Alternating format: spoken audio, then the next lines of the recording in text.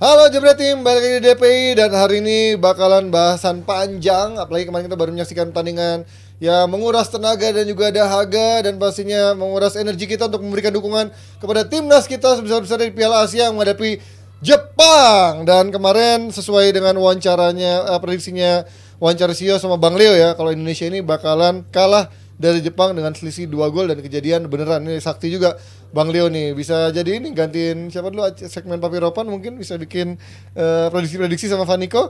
Tapi memang lawannya Jepang yang secara ranking di atas 100 jauh, jadi memang ini bukanlah hasil yang mengejutkan ataupun memang di luar ekspektasi. Memang karena kita harusnya di atas kertas pun juga sudah tahu kalah, tapi mungkin banyak yang mengira akan dibantai. Sampai kemarin gue lihat juga ada yang bilang 2 menit 1 gol kali 45 menit berapa gol, kali 90 menit berapa gol. Gila banget, emang udah ngejatuhin negara sendiri ya, saking inferiornya menghadapi Jepang yang sering bermain di Piala Dunia. Tapi setidaknya perjuangan kita perlu diapresiasi. Tidak hanya kalahnya tidak terlalu banyak, tapi kita juga bisa mencetak gol di semua pertandingan termasuk lawan Jepang, dan juga kemarin di laga sebelumnya bisa meraih clean sheet.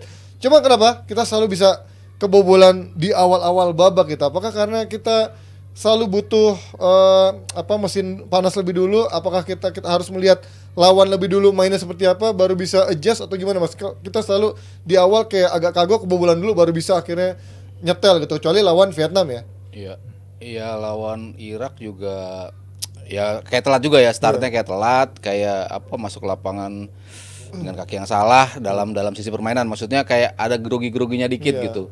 Dan kebobolannya bukan karena lawannya jago banget, tapi karena kesalahan yang nggak perlu dari kita gitu kan ya. Lawan Irak gol pertama juga seperti itu. Betul. Kan. Lawan Libya ya juga pas uji coba juga kayak gitu. Kemarin lawan Jepang unfortunately ya Jordi Amat harus melakukan itu. Kita tahu kemarin si Justin Hubner ketarik dikit aja penalti gitu kan. Apalagi lo dipeluk gitu kan. Itu ya walaupun ada yang bilang itu soft karena sebetulnya si Jordi ditarik juga kaosnya gitu. Cuman kalau lihat secara keseluruhan ya memang sebuah penalti. Karena Rafael Strike kan yang kemarin juga kelihatannya ditarik juga, kita udah penalti. Ini dua tangan ini dipeluk habis-habisan itu kan pemain dunia pasti tahu gimana cara ngantisipasi itu untuk mendapatkan sebuah penalti. Ya Jepang ya udah tahu lah caranya seperti apa gitu. Dan masuk perangkap Jordi melakukan itu gitu. Walaupun kan bola itu sebenarnya ngarah ke pinggir ya. Maksudnya butuh beberapa sentuhan lagi untuk menjadi sebuah crossing. Apakah crossing nyampe? Tapi ya keduluan sama kejadian si Jordi Amat. Ya mungkin itu salah satu poin yang kalau gue bilang bisa disesalkan ya disesalkan itu. Cuman kalau gue lihat semua dari sisi pertandingannya, ya gue appreciate apa yang lo bilang tadi. Maksudnya tim ini berani dalam artian ya kualitasnya memang segitu gitu. Kita berani melakukan passing berisiko, passing yang akan sulit untuk bisa kita dapat gitu. Cuman kan kalau pemainnya bukan selevel Jepang, ya mungkin kita bisa outcome dapat passing itu gitu. Cuman Jepang kan tahu banget ketika dioper dia harus kemana, nutupnya kemana, pressingnya berapa orang, membuat kita satu passing itu langsung bisa hilang di passing kedua gitu. Karena memang Jepang kesulitan dia yang di atas rata-rata kita lah, itu yang membuat kita mungkin nggak bisa berkembang, seolah-olah kayak kita nggak bisa berkembang. Cuman ya karena lawannya seperti itu, mereka membuat kita nggak bisa berkembang. Cuman kan kita juga di babak pertama buat Jepang nggak bisa berkembang juga kan. Tapi yang membedakan mungkin kapan sih kita tunggu Jepang ada kesalahan, ya nggak ada. Selevel Jepang ya nggak akan buat salah gitu. Kita tunggu kapan ya ini bisa miss ball dia ngambil ntar dicuri sama pemain kita, nggak bisa seperti itu. Kita harus bergelut setengah mati untuk bisa mendapatkan bola, tapi passing 1, passing 2 udah bisa di cover. Second ball untuk menangin itu ya Jepang semuanya dari sisi permainan jauh di atas kita. Jadi gua rasa hasil ini ya memang sudah cukup wajar ya. Maksudnya gue pikir di awal aduh ini jangan sampai 4-0 4-4 kita kebobolan 4-0 lah. Prediksi gue di awal kayaknya kalau mainnya kayak Jepang bakal ngamuk di pertandingan terakhir, mainnya bakalan kayak gitu. Tapi kita bisa tetap mengantisipasi, kita bisa tetap bermain cukup solid. Kalau gue harus ngambil satu pemain yang paling oke, Justin Hubner sih. Ini pemain gila sih. Dari sisi dia berdiri di mana, tapi end up-nya di lapangan selalu ada di mana untuk bisa membantu pertahanan. Selalu bisa ngebuang bola. Jordi Amat ketinggalan mulu, dia selalu bisa mengcover. Ketika Jordi Amat balik, dia cepat lagi balik ke tengah. Segala macam coverage area semua dilakukan oleh Justin Hubner. Kalau gua harus ngasih poin paling tinggi ya gue rasa Justin Hubner sih. Walaupun yang di gol kedua sebenarnya dia ada melengah Nggak juga sengaja ya. sih. Iya. Dia juga kan Ada melangkah. Ada bola lepas di Iya sana kan ya. dia melangkah juga kan. Oh yang dari sana. Yang Ya, dari itu bola itu sih cutback. Pratama Arhan sih menurut gua kan posisinya dia di sisi sana. Tapi emang nggak ada Arhan ya kan? Iya Arhannya Bolanya- malah di sisi sini gitu Iya, kan. Maksudnya bola-bola seperti itu kan lo Jepang kan bakal crossing ke arah sana kan. Makanya begitu dia ngeliat lah kok belakang gua nggak ada orang sih. Hubner juga kaget kan. Kok back kiri aslinya kok nggak ada gitu. Tapi gimana Firlo kalau melihat dari kemarin Jepang mungkin orang banyak yang mengira Jepangnya kemarin baru ngalahin Jerman, terus juga ngalahin banyak Peru di uji coba.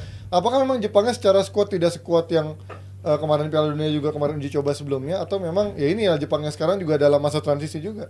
Ya kalau kita lihat emang ini skuad Jepang di mana hanya ada 14 pemain yang dari Piala Dunia 2022 ya. Coach Moriyasu bilang bahwa memang ini adalah saking banyaknya talent pool mereka, jadi mereka bisa datengin new talent. Sebelum turnamen mereka menang 5-0 lawan Thailand pas New Year itu walaupun tanpa pemain-pemain utama. Tadi Panji juga udah bilang menang lawan Peru, mereka menang juga lawan Kanada 4-1, lawan Jerman 4-1, lawan Turki 4-2. Itu skor yang sangat-sangat besar. Tapi kita lihat kemarin berapa banyak save yang harus dibuat Hernando Ari sepanjang laga. Hampir nggak ada. Karena barisan belakang kita itu tadi yang dikomandoi Hubner bisa melakukan blok-blok bagus di kotak, terutama di dalam kotak 6 yard itu ya, dan sekitar kotak penalti, titik penalti. Masalahnya memang adalah penalti. Memang Coach Moriyasu juga bilang penalti itu membuat kita bisa mengontrol laga. Dari yang awalnya mereka punya sedikit kekhawatiran. Ueda juga bilang begitu, Ayase Ueda yang mencetak 2 gol dan bikin Hubner bunuh diri. Mereka bilang ada harus yang dilakukan untuk membuat laga ini lebih baik ketimbang kami melawan Irak, dan start bagus yang kami miliki itu membuat kepercayaan diri pemain meningkat. It's just the nature of the competition. Lu kesalahan sedikit aja you get punished gitu. Dan ya emang kita nggak mau terlalu menyorot ke satu pemain ya, tapi kan ini udah beberapa kali terjadi ke Jordi juga.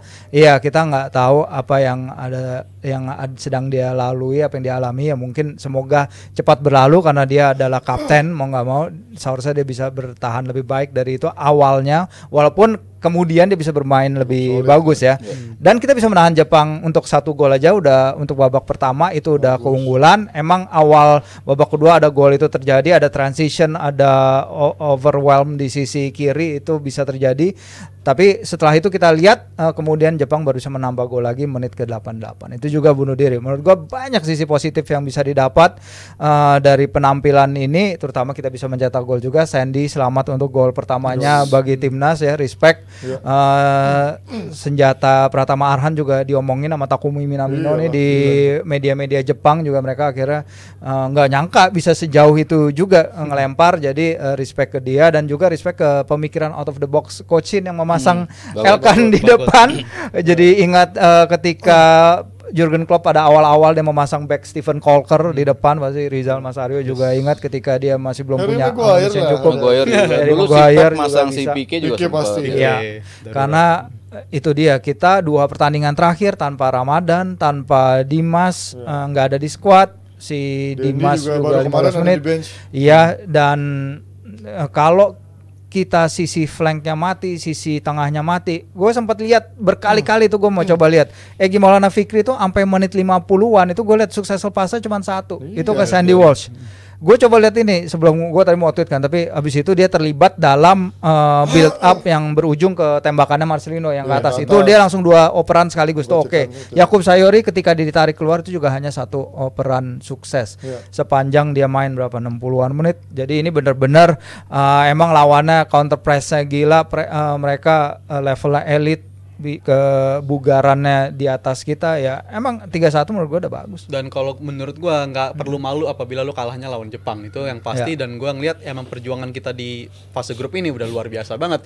Walaupun yang kemarin mungkin sekarang gue versi kritikannya ya, kemarin gue nggak ngelihat ya gue Yakub Sayuri 2 game pertama tuh tampil cukup efektif untuk counter attack segala macam dari sisi kanan. Tapi kemarin ya mungkin si Coach Shin punya rencana untuk memainkan dia di flank kiri untuk bisa meredam sisi-sisi flank juga dari Jepang. Tapi emang gol pertama yang begitu datangnya begitu cepat itu agak ngubah situasi, dan ternyata ketika kita emang di setup untuk defense segitu dalam, untuk defense segitu rapatnya, apabila kita ketinggalan 1-0, itu menurut gue udah kombinasi yang sangat buruk, dan itu udah terbukti berlanjut sampai babak kedua kan kita akhirnya dilematis gitu. Apakah kita harus nyoba untuk bisa nyoba keluar lebih direct ke depan lagi, atau kita stay in the game selama mungkin. Tapi kan itu akhirnya pertaruhan yang diambil sama Coach Shin Tae-yong, memasukkan Elkan Bagot jadi striker ke depan. Tapi lagi-lagi taktik itu udah menurut gue idenya cukup bagus, tapi bolanya kan nggak ada yang nyampe ke Elkan Bagot juga. Itu kita bener-bener nggak dikasih kesempatan untuk ngelihat si Elkan aja. Arahan doang makanya yang berbahaya itu ya. Tapi kita ngelihat untuk ngasih opsi ke Elkan Bagot aja kita nggak dikasih waktu sama pemain Jepang. Jadi menurut gue cepet banget nutupnya. Betul, counter pressnya mereka. Jadi penyesuaian taktik menurut gue ada positifnya, tapi ya itu kita ngelawan tim yang paling kuat di grup ini, dan menurut gue nggak ada perlu malu-malunya sama sekali kita. Ya mungkin kita di awal bisa dibilang diremehkan sebagai satu tim yang paling lemah dan juga rank paling rendah, ditambah mungkin minim persiapan. Tapi kalau dengan hasil ini selanjutnya kita jangka pendek kira-kira siap nggak buat kualifikasi Piala Dunia dan juga Piala Asia U23 nanti, Mas, kira-kira nanti dengan skuad seperti ini? Bring on Vietnam lah ya. Vietnam yang pasti mau revenge. Iya, Vietnam yang mainnya pasti di tandang dulu lagi kita kan. Iya, Kita main tandang, tapi habis itu kita dapat 2 laga kandang ya. 2 laga kandang. Jadi ya masih kebuka peluang kita ke Amerika. Paling nggak lolos ke babak berikut lagi kan. Mereka kita butuh menjadi runner up ya untuk bisa lolos ke babak selanjutnya. Ya kemenangan lawan Vietnam jelas sebuah momentum untuk kepercayaan diri sih. Selama ini kan kita inferior ya. Dari sisi kepercayaan diri harus kita akuin lah. Tiap ketemu Vietnam kan pasti kita anjir kalah nih pasti begitu. Ada kayak gitunya gitu. Tapi kalau gua ngelihat permainan kemarin itu udah nggak kelihatan gitu. Malah Vietnam yang bingung untuk ngadepin kita seperti apa gitu. Jadi gua optimis tim ini majority pemain muda. Ya mungkin tadi Virsi sempat singgung talent pool ya yang ada sekarang memang seperti ini gitu, yang kita ada sekarang. Jadi ya mau nggak mau yang dimanfaatin sekarang, dan gue ngelihat belum betul-betul optimal sih tim ini, masih banyak bisa progres, masih banyak progresnya, masih belum dicoba striker-striker tadi yang disebutin. Untuk level ASEAN ya mungkin gue rasa ini momentum buat mereka. Kalau kita bicara strike ya mungkin dia ball handlingnya memang lebih bagus gitu. Cuman kan kalau dia harus adu body selalu kalah gitu kan kalau adu body. Cuman dia kan shielding bolanya segala macamnya, decision makingnya memang dia di atas pemain kita gitu. Cuman kalau untuk keganasan melawan sesama ASEAN ya gue rasa striker-striker yang tadi disebut, Ramadan lah, si Dendi lah, si Dimas Derajat, Hoki, ya gue rasa ini masih akan bisa memberikan progres yang luar biasa gitu.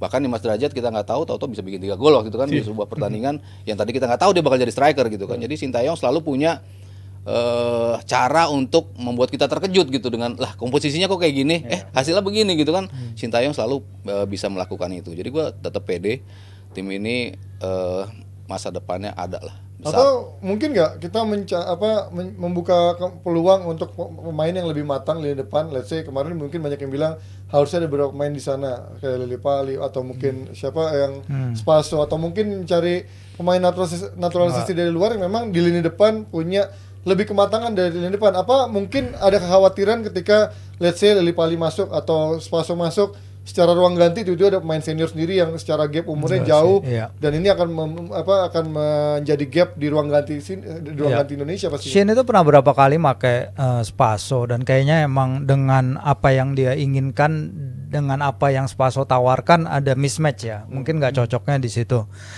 Kalau Vano ya dia udah jelasin turnamen football nggak cocok untuk pemain berusia 33 tahun seperti dia. Tapi kita lihat mungkin di kualifikasi Piala Dunia beda, mungkin enggak, kita nggak tahu. Karena itu tadi Shin suka melakukan pilihan-pilihan yang kadang kita lihatnya kayak aneh banget gitu. Kayak mulai turnamen tanpa clock, tanpa Kambuaya di lini tengah, menurut gue rada aneh. Tapi ternyata mereka nunjukin walaupun dihajar mati-matian si Shin, begitu dibilang kita lawan Irak aja lawan Irak aja kita kalah 1-3, ternyata Irak bisa ngalahin Jepang. Artinya komposisi grup juga berubah, karena abis itu kita balik lagi ngomongin target, misalnya targetnya 4 poin, tapi kan kita nggak nyangka Irak yang muncul nih Irak yang bisa ngalahin Jepang yang punya kekuatan seperti itu. Jadi apapun kejutan yang dia tunjuk mungkin nanti ketika melawan Vietnam, dan Vietnam ini si Truzier, gue kan baca-baca media-media Vietnam nih, Truzier kena banget sama media pasti. Vietnam, terutama keinginan dia untuk lebih apa ya, kurang mempercayai pemain-pemain yang pernah bagus bersama Coach Park. Tapi emang ada beberapa alasan lain, mungkin ada cedera, Van Lam nggak main, back yang tengah yang punya 78 cap siapa tuh yang berpengalaman dia juga cedera, beberapa pemain juga absen.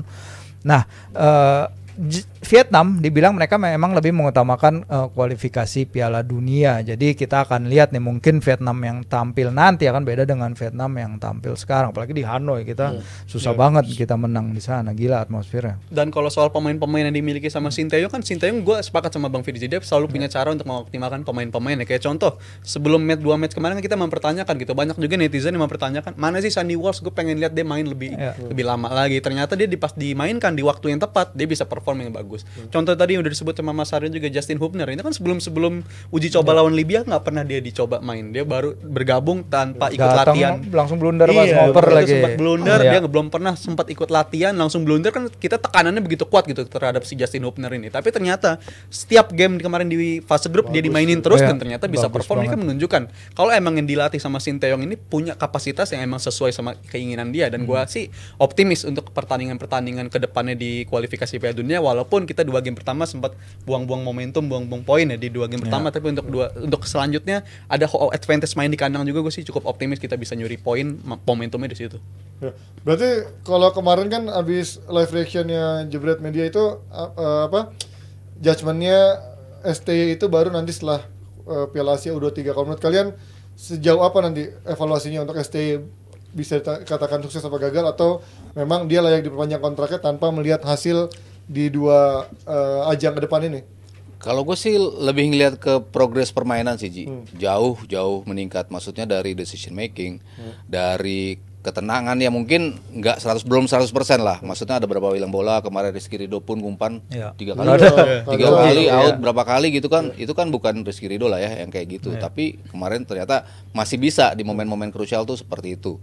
Tapi dari sisi overall game plan, defense sudah mulai rapi, kecuali kesalahan-kesalahan elementer ya. Maksudnya tapi defense secara grup itu udah mulai rapi, jarak antar pemain sudah mulai rapat. Maksudnya lu nggak bingung lagi teman untuk ngoper, pasti ada nyamperin, pasti ada yang ngebukain ruang yang kayak gitu-gitu. Nah, ketika lu udah bermain sudah menemukan sistem itu, gua rasa siapapun yang mengisi posisi itu tuh akan bisa oke gitu. Jadi gua rasa ya mau U23 pemain-pemainnya juga masih banyak yang dari sini yang dimainin, ya gue rasa gue akan tetap optimistis sih. Shin ya tetap harus dipertahanin lah, walaupun apapun hasilnya nanti di Piala Asia U23 yang si Vietnam tuh runner up ya.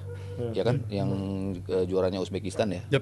Si Vietnamnya runner up kan yang waktu U23. Jadi gue rasa ini kesempatan juga buat kita untuk ngebuktiin bahwa di level Asia walaupun ya kita harus bisa perform dengan level yang sama. Apa lo setuju dengan Exco PSSI yang mungkin yang bilang masalah hasilnya bukan hanya fondasi? Iya, kalau kita lihat emang Shin ada hal-hal yang membuat dia mungkin nggak terlalu populer ya. Mungkin dia main terlalu banyak iklan, atau dia keputusan dia membawa Arhan walaupun nggak pernah, hanya main 45 menit 60 menit sepanjang 1 tahun, dan keputusan-keputusan yang lain. Cuman kalau gue lihat progres permainan itu tadi, walaupun ada orang kembali bilang mana identitas kita seperti apa gitu. Shin ini membuat tim yang ini kan tim yang baru kan istilahnya, tim yang baru, tim yang masih muda dengan zero experience di level senior, tapi dia bisa membuat mereka jadi seorang kompetitor di level Asia yang sama sekali nggak mudah.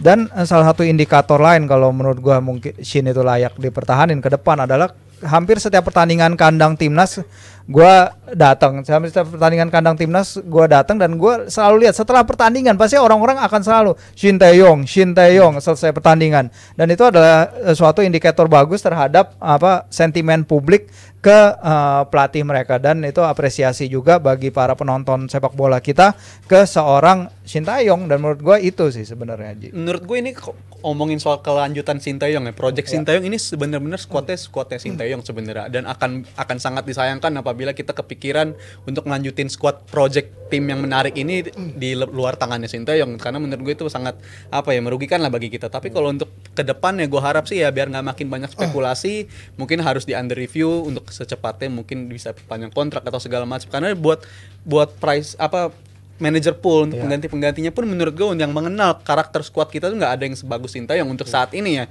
Jadi menurut gue ini menjadi sesuatu yang agak sensitif sebenarnya, tapi gue harap sih untuk 2 turnamen ke depan dia harusnya masih aman, dan apapun hasilnya walaupun kita nggak maksimal atau harusnya maksimal, atau walaupun hasilnya nggak bisa juara sekalipun, menurut gue dia tetap layak dipertahankan Sinteyong walaupun nggak menghasilkan gelar sama sekali. Satu tambahan aja sih, mungkin dia bisa belajar bahasa Indonesia gitu biar kita lebih gampang wawancaranya juga, karena kalau lewat translator itu pasti akan ada something yang missing in translation, gue yakin. Shin tuh udah berbeda banget loh dari sejak datang kan. Sejak datang orang tuh banyak yang menilai ini orang nggak mau tahu culture kita nih kan seperti itu. Tapi ternyata itu kan masalah komunikasi, ternyata dia nggak dikomunikasikan. Bahwa contohnya lah waktu itu Maghrib masih latihan, terus banyak yang minta izin kan, dia kenapa izin gitu? Ya di sini tuh Maghrib itu hal yang sangat penting gitu, tapi dia saya nggak pernah dikasih tahu. Nah yang kayak gitu kan, maksudnya pemahaman tentang culture kita makin kesini. Gue ngeliat Shin sudah mulai ngegel, mulai ngeblend, mulai tahu apa do's and don'ts-nya yang itu, tapi tetap dengan level disiplin dia yang tinggi. Jadi ya gue rasa it's all positif lah kalau kita tetap pertanding dia. Dan gue nambahin dikit ya, bener level disiplin itu yang bener-bener budaya yang pengen dibikin juga. Dan menurut gue dari timeline kan ini udah menuju tahun kelima ya, secara kalender year udah menuju tahun kelima Sinteyong ada di sini. Dan menurut gue di 2 tahun 3 tahun pertama itu persiapan kita emang cenderung nggak ideal karena kita diterpa COVID. Sampai beberapa kali Sinteyong kalau mau ngadain latihan aja, walaupun targetnya berbeda ya, awalnya kan U20 ya kan dia targetnya bergeser kan? habis itu. Iya, Dan di masa COVID kan kita juga pemain-pemain disuruh latihannya nyusul di luar segala macam. Emang waktu penyesuaian Sinteyong ini sebenarnya banyak kepotong di era-era COVID itu. Tapi menurut gue ya nggak ada salahnya kita mencoba untuk memandang 5 tahun yang akan datang lagi. 5 tahun udah lewat, tapi 5 tahun yang akan datang lagi masih bersama Sinteyong, karena squad ini ya kita datang dengan status squad termuda juga di Piala Asia menurut gue. Jadi Sinteyong layak dipertahankan untuk 5 tahun ke depan. Ya pun hasilnya kita tetap bangga sama timnas dan juga apa yang sudah diberikan oleh Sinteyong kepada anak-anak asuh kita di timnas merah putih. Dan masih banyak turnamen yang lain yang menunggu kita, dan kita lihat apakah memang STY nanti akan dievaluasi dan juga akan diperpanjang kontraknya, atau justru secara harga bisa aja naik, ataupun nyata STY-nya belum tentu mau, ya bisa aja. Kita nggak ada yang tahu, we'll never know. Kita lihat nanti apakah tercapai kesepakatan antara PSSI dengan STY setelah kompetisi ini rampung, atau masih menunggu nanti habis Piala Asia U23, atau mungkin nanti habis kualifikasi Piala Dunia. Kita lihat nanti, tapi kita doakan tim yang sudah terbentuk ini bisa dilanjutkan agar semakin matang dan juga menuju proses yang lebih baik lagi. Kita akan lanjut dengan bahasan yang nggak kalah serunya setelah satu ini.